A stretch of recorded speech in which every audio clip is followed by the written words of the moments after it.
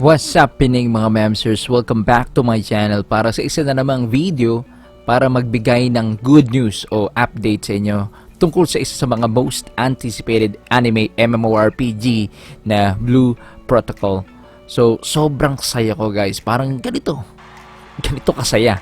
Dahil kamakailan lang ay naglabas ng balita ang official Twitter page ng Blue Protocol tungkol sa pag-alis nila ng NDA or Non-Disclosure Agreement kung saan pinagbabawal nila dati ang paglalabas sa publiko ng mga videos or pictures na galing mismo sa closed alpha test na nangyari last July 2019. Kaya naman naglabasan na ngayon ng madaming video tungkol sa Blue Protocol. So kasabay sa balitang yan ang job post nila sa kanilang website mismo na nag-hire sila ng game director na mamumuno o magdedirect sa pag-localize ng larong Blue Protocol. So, possible na ang English language ng larong ito. Woohoo! Siyempre, naka-Japanese language yung post nila. Pero, salamat kay Google at very easy ang pag-translate nito. Iiwanan ko sa description ng video na to ang link kung interesado kayong makita mismo. Oh, baka gusto nyo mag-apply.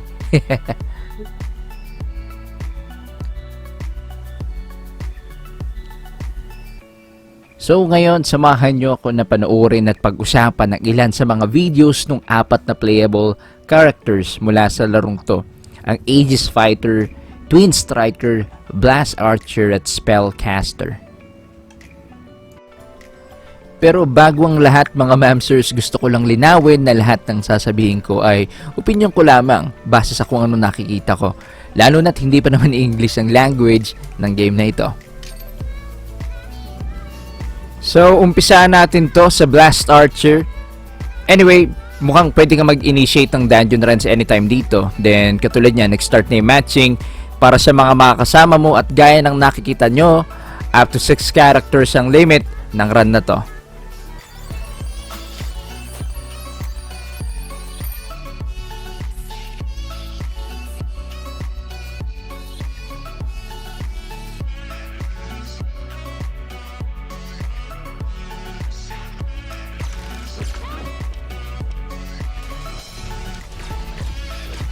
Sa screen, nakikita ninyo sa bandang ibaba, naka-display yung HP at ST or stamina na mukhang nababawasan lang kapag umiilag ka gaya ng pag-roll or pag-jump.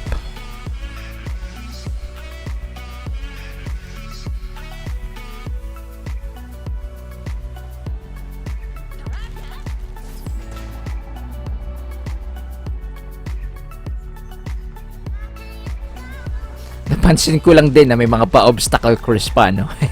Which is good. At least hindi nagmumukhang plain and simple yung magiging dungeon run nyo.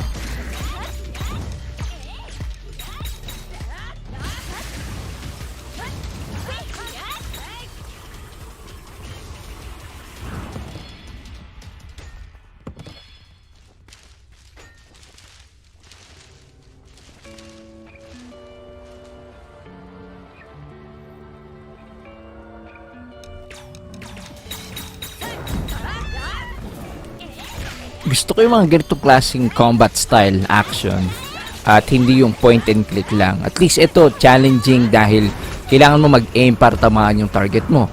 Mukhang makakalamang yung mga sanay sa shooting games dito ah. Well, mas malaki kaya damage dito pag sa ulo mo tinamaan. Tingin nyo. Well, anyway, moving forward or fast forward. Gets nyo?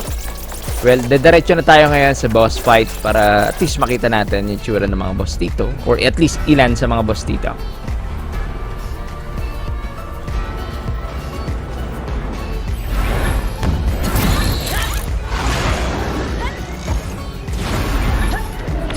So, about sa boss fight na to, no? Naawa ako sa boss na to kasi nag-iisa siyang tatanggapin lahat ng atake ng mga gigil-gigil na player na to.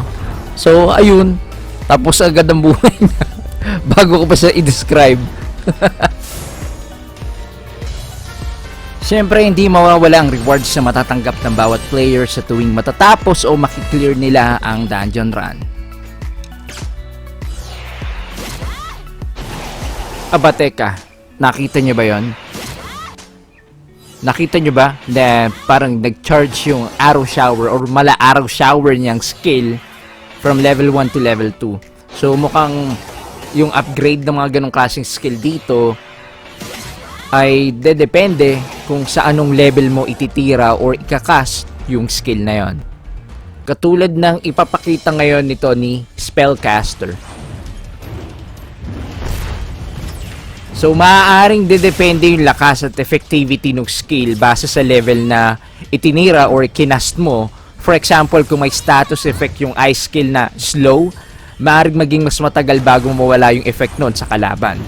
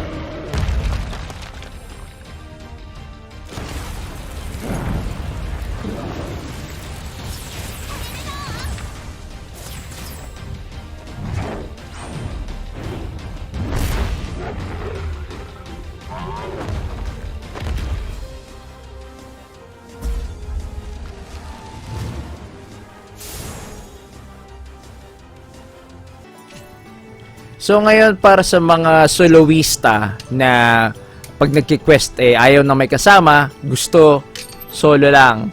So pwede rin naman 'yon. Kasi ito, merong portal. Siguro masyado malaki tong town na to kaya tong player na to nag-teleport pa malapit sa exit ng town. So, you know, I can only imagine kung gaano kaganda yung town na to and kung gaano kalaki.